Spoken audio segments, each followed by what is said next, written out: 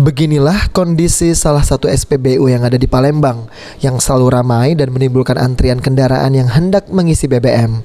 Kondisi ini sendiri terjadi sejak adanya pembatasan BBM, khususnya tidak dijualnya lagi BBM jenis premium.